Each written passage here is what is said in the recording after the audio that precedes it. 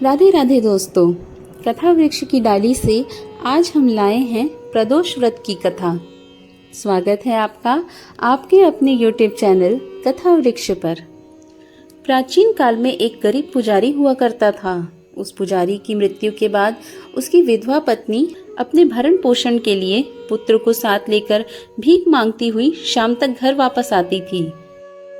एक दिन उसकी मुलाकात विदर्भ देश के राजकुमार से हुई, जो कि अपने पिता की मृत्यु के बाद दर दर भटकने लगा था। उसकी यह हालत पुजारी की पत्नी से देखी नहीं गई। वह उस राजकुमार को अपने साथ अपने घर ले आई और पुत्र जैसा रखने लगी। एक दिन पुजारी की पत्नी अपने साथ दोनों पुत्रों को शांडिल्य ऋषि के आश्रम ले गई। वहां उसने ऋषि से शिवजी के प्रदोष व्रत की कथा एवं विधि सुनी तथा घर जाकर अब वह भी प्रदोष व्रत करने लगी। एक बार दोनों बालक वन में घूम रहे थे। उनमें से पुजारी का बेटा तो घर लौट आया, परंतु राजकुमार वन में ही रह गया। उस राजकुमार ने गंधर्व कन्याओं को क्रीड़ा करते हुए देखा तो उनसे बात करने लगा। उस कन्या का नाम अंशुमति था। उस दिन वह राजकुमार घर देरी से लौटा।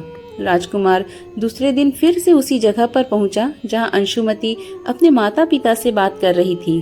तभी अंशुमति के माता पिता ने उस राजकुमार को पहचान लिया तथा उससे कहा कि आप तो विदर्भ नगर के राजकुमार हो ना, आपका नाम धर्मगुप्त है। अंशुमति के माता पिता को वह राजकुमार पसंद आया और उन्होंने कहा कि शिवजी की कृपा से हम अपनी पुत्री का विवाह आपसे करना चाहते हैं। क्या आप इस विवाह के लिए तैयार हैं? राजकुमार ने अपनी स्वीकृति दे दी तो उन दोनों का विवाह संपन्न हुआ।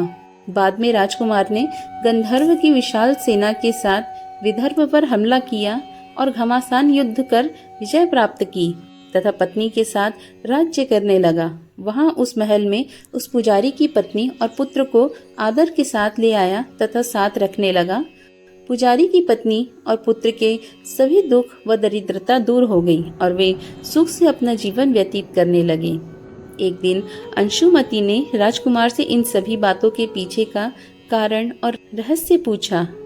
तब राजकुमार ने अंशुमति को अपने जीवन की पूरी बात बताई और साथ ही प्रदोष व्रत का महत्व और व्रत से प्राप्त फल से भी अवगत कराया। उसी दिन से प्रदोष व्रत की प्रतिष्ठा व महत्व बढ़ गया और मान्यता अनुसार लोग यह व्रत करने लगे।